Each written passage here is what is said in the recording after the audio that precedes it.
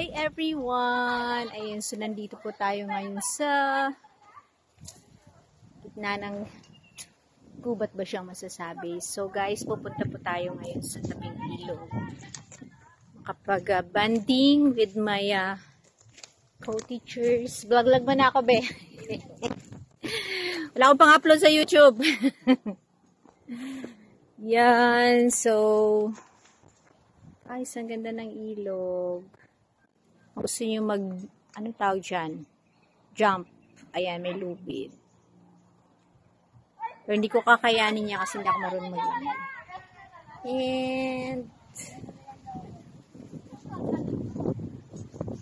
And then, sabi nila, makapag-climb kayo doon sa mataas na yun na bundok. So, pag naharating nyo yun, pwede nyo makita yung dalawang barangay. Yeah. So, mga 500 meters yata, no? Be? 500 meters. Alin ang mataas yung kabila? O yan, isa. Same lang.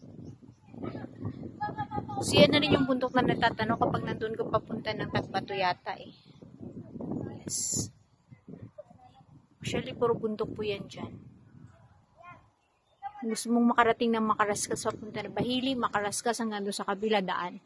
Baybayin mo lang yan.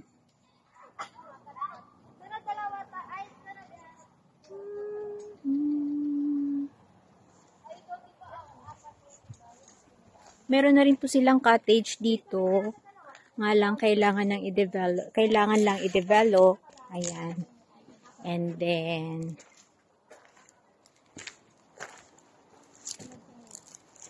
tingnan niyo yung tubig, malinaw guys.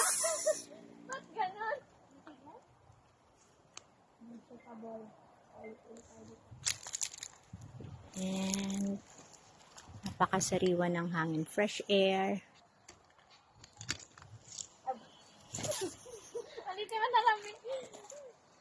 Hi.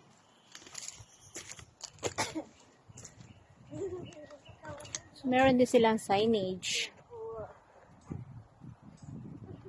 Alam nyo guys, kapag pumupunta kayo sa isang area kung saan lalo na may ilog, so dapat ma-preserve din natin. So unang-una yung cleanliness. Siyempre, clean as you go. Kung ano yung dinala nyo, dali nyo pa uwi para walang basura.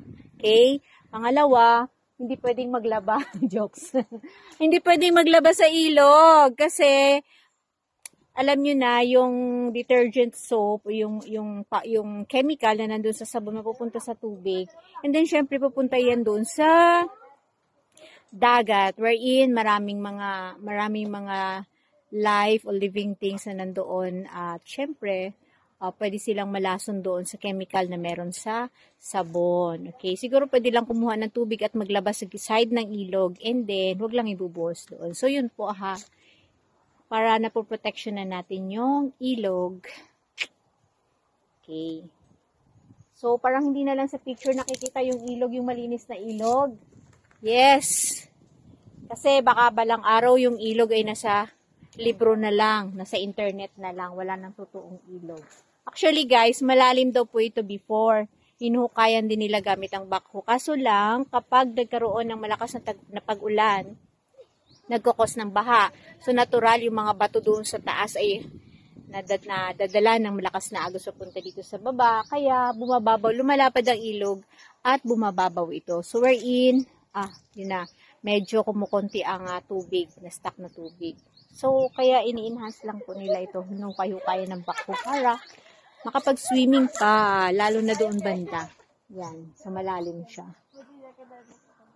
So, check natin mamaya kung may mga basura para malaman natin kung yung mga guest, yung mga pupunta dito ay talagang disiplinado. Kasi meron silang signage which is clean as you go. So, di ba?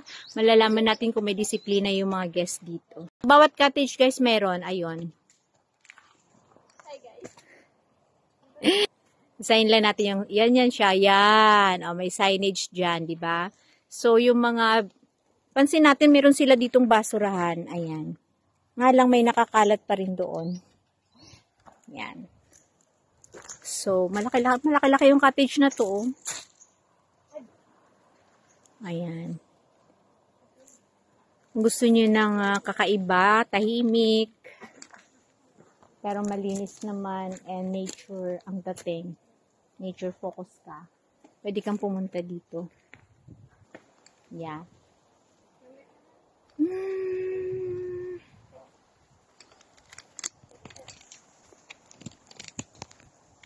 Sana kayong mga kasamahan na yun ay?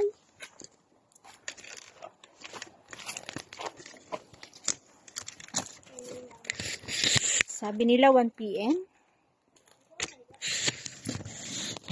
Ayan. So, ito na tayo.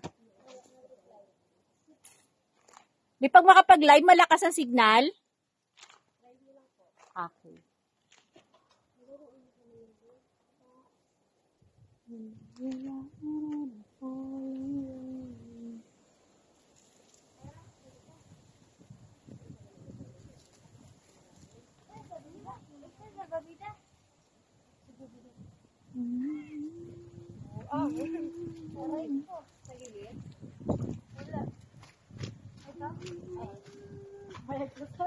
Bye.